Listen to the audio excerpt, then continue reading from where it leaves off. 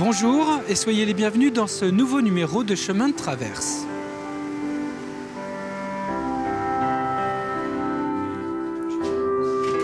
Cette semaine, je vous emmène à Challans à la découverte de la quincaillerie Bailly.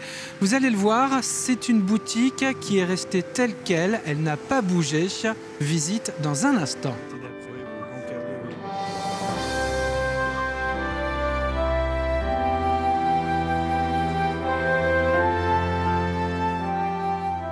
Michel Quérault, bonjour. Bonjour. Alors vous êtes le PDG de l'entreprise Bailly Quérault, une entreprise que vous avez rachetée, alors vous étiez concurrent. Quand vous vous retrouvez ici, à Challans, dans ce centre-ville, avec cette boutique unique, vous retombez presque en enfance? Je retombe à mes 16 ans quand j'ai commencé. C'est vraiment les articles que je vois ici, c'est ceux que j'ai appris, les serrures qu'on a démontées pour apprendre notre métier.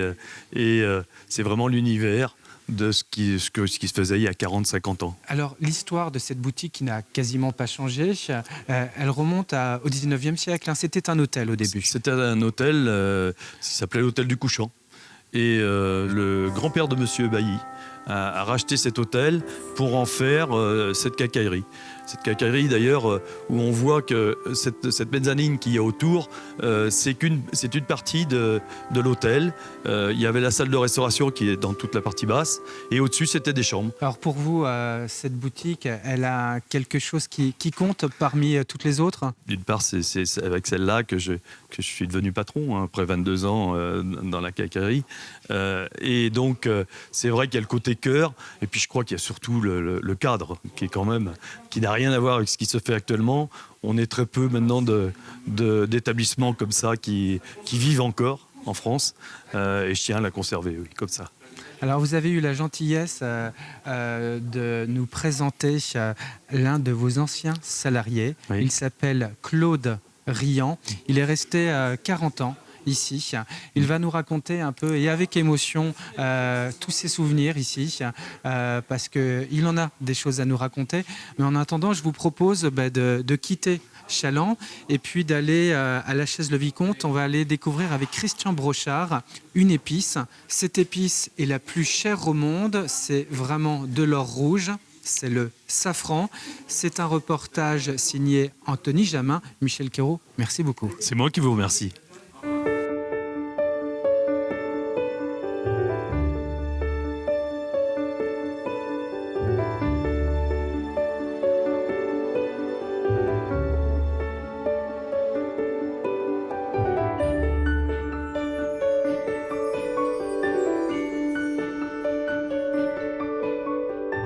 Ce matin, elles sont sorties un peu moins que hier. Aujourd'hui, on a une nuit relativement fraîche, ce qui fait que ça bloque un petit peu la floraison. Donc ça ne la stoppe pas, puisqu'on avait quand même une température de 7-8 degrés, mais ça a tendance à limiter un petit peu la venue des fleurs. C'est en regardant un reportage à la télévision que Christian Brochard est tombé dedans. Actuellement, il exploite 3600 m² de safranière en culture bio près de la Chaise-le-Vicomte. Nous sommes en automne, la pleine période de récolte, et c'est au petit matin que tout se joue. Effectivement, oui, la fleur va faire en fait sa poussée dans la nuit et sur le petit matin. Et il est préférable effectivement de les ramasser plutôt en début de matinée, donc fleurs fermées pour préserver au maximum l'épice du soleil. Et aussi également pour une histoire de temps, puisqu'un safranier va récolter à peu près 1500 à 2000 fleurs à l'heure. Ce qui fait que quand on ramasse 4, 5, 10 000 fleurs, ça peut faire quelques heures. Et le fameux pistil, notre épice, qu'on va retrouver donc avec ces 3 stigmates. Et le pistil va être coupé sur sa base, au plus près pour éviter d'avoir une partie trop blanche en fait, qui n'est pas de l'épice. Ce travail minutieux, c'est l'émondage. Équipé de petits ciseaux, Christian reprend les fleurs une à une pour prélever les stigmates à leur base. Moi j'arrive à peu près à faire 800 à 900 fleurs à l'heure. Donc voilà, là on a un beau plateau. Donc là on a 23 grammes. Les pistils prélevés, direction le déshydrateur. Pendant 4 heures, à 43 degrés, le safran va sécher jusqu'à perdre les 4/5 de son poids. Au final, sur les 1200 fleurs cueillies ce matin et après séchage, il ne restera que 4,5 grammes de safran exploitable. Conditionné, il sera vendu aux alentours de 34 € le gramme, ce qui fait du safran l'épice la plus chère au monde. Le kilo, en fait, se vend 30 à 40 000 euros. Mais un kilo, c'est aussi entre 150 et 200 000 fleurs. Donc 150 à 200 000 fleurs, on peut faire en fait entre 50 000 et 150 000 assiettes. Globalement, ça représente à peu près 20 centimes par assiette. Il a une bonne couleur et il sent... Véritable exhausteur de goût, le safran bio de la ferme de la Futaie attire déjà quelques restaurateurs. C'est du moins ce que nous verrons la semaine prochaine. 5 pistils.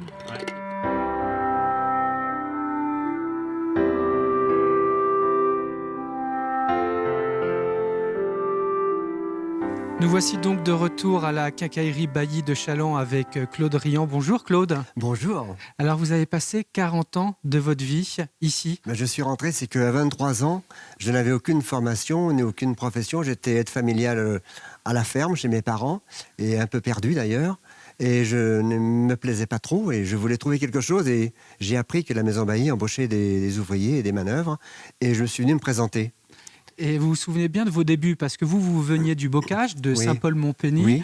Et ici, les anciens qui venaient chercher des choses à acheter, vous parlez même en patois. Ah, ça m'est arrivé, j'ai eu des problèmes parce qu'au tout départ, ils sont certains, pas beaucoup, mais il y a certains qui ont trouvé que je n'étais pas local.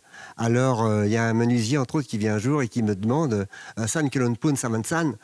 J'ai dit « Pardon ?» Alors, il me dit « San kilon pun savansan ?» J'ai dit oui, bien sûr, mais aussi je n'allais pas le vexer. Je suis parti chercher un autre pour voir s'il allait trouver quelque chose. J'ai trouvé personne. Et puis au bout d'un moment, il se mettait à rire. Et puis il me dit, viens avec moi, je vais te faire voir. Il est allé là où il y était les pointes. C'était 5 kilos de pointe, 125. Il m'a dit, voilà ce que je voulais. Maintenant, tu n'as plus qu'à noter. Puis la prochaine fois, je ne t'ennuierai pas avec ça. Mais il faut apprendre le maraîchin. On s'est bien marré sur ça. Mais enfin, je me suis rendu compte que j'avais beaucoup à apprendre. D'ailleurs, vous avez appris, grâce à M. Bailly, le fils du fondateur de cette enseigne. Alors là, nous sommes en 1961. Pendant plusieurs mois, il vous forme complètement. Et ensuite, vous partez de longues années sur la route comme représentant. C'est une grosse machine, il y a une quantité de produits, surtout qu'au départ, on faisait du ménage, casserole, fait tout, marmite de traiteur, toute la partie galvanisée. Et puis tout ce qui était pour les menuisiers, charpentiers, tonneliers, maréchal ferrant et forgerons et tout ça, quoi. Donc c'était immense. Ça vous fait quelque chose de revenir ici? Ah, c'est très émouvant, oui. Ah oui, ça, vous avez raison de me dire ça, parce que c'est très émouvant. Quand je rentre ici, je ne peux pas...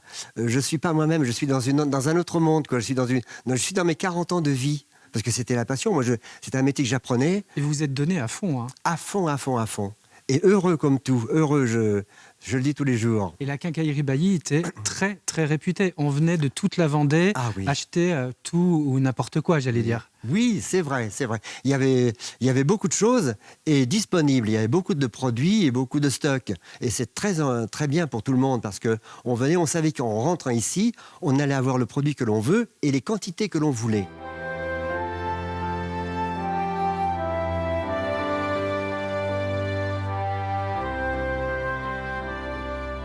Bon, là, Grégoire, par exemple, je vais vous amener où des tiroirs n'ont pas changé, je vois, c'est les clés, par exemple. Suivez-moi. Voilà. Ces tiroirs-là, c'était là où il y avait les serruriers venaient s'approvisionner.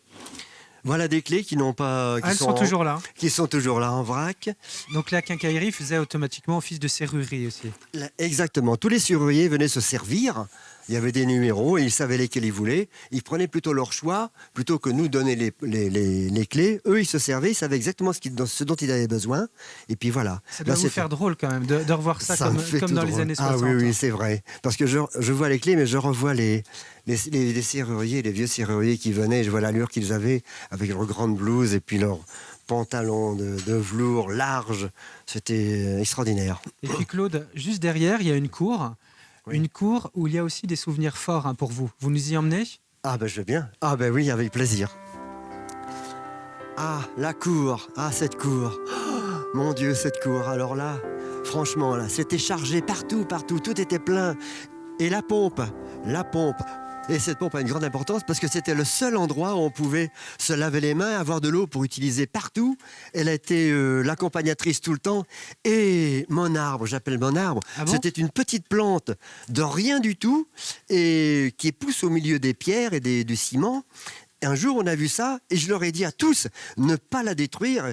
Et je passais beaucoup d'eau parce qu'on se lavait ici avec des produits donc, qui ne faisaient rien pour la nourrir. Au contraire, j'ai passé beaucoup d'eau pour essayer de la faire survivre au départ. Et regardez ce qu'elle est devenue. C'est magnifique, mon arbre. Magnifique. Ah oui, oui, alors ça doit vous faire drôle Ah encore oui, une ah fois oui, hein, ah de, oui, de oui. revenir ici. Il a Ah bien oui. poussé depuis. C'est formidable ici, c'est formidable. Que de souvenirs et d'émotions hein, Oui, en revenant c'est ici, bien. Claude. C'est bien. Ah oui, alors ça, à Grégoire, vous ne pouvez pas savoir. Vous pouvez pas savoir. Ça fait partie de votre vie, hein, cette Ben, quincaillerie. 40 ans, c'est une vie. 40 ans de Grosse professionnel. tranche de vie. Ouais. 40 ans où je piétinais cette cour pendant 40 ans. J'étais sur la route, bien sûr, mais quand je revenais au magasin, c'était important. C'était important, ça faisait partie de tout. Et en plus de ça, vous ne gardez que des bons souvenirs hein, de cette période. Ben, peut-être que j'en ai que des bons. Ou que j'ai oublié les autres, s'il y en a. Certainement. Certainement. Les bons, c'est ce qu'il faut garder, le verre moitié plein. Toujours, toujours, toujours. Si on veut être heureux dans la vie, c'est ça. Il faut regarder le verre moitié plein. En tout cas, merci beaucoup de nous avoir Ouais, Edouard. fait partager tous ces moments vraiment chers à votre cœur. Oui. Merci beaucoup, Claude. Eh ben, merci. Merci à vous. Je suis super content.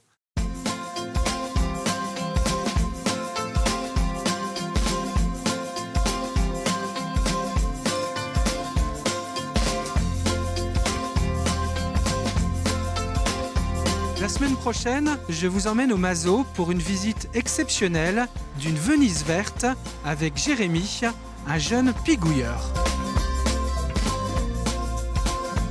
Le fait que les feuilles tombent à cette période, d'une part c'est assez joli, certains vont dire que ça a un côté morose, moi je trouve ça assez joli et aussi ça donne une visibilité plus importante du marais puisque les feuilles sont finalement un masque sur le marais alors que là c'est vrai que le masque tombe en quelque sorte et vous voyez beaucoup plus loin.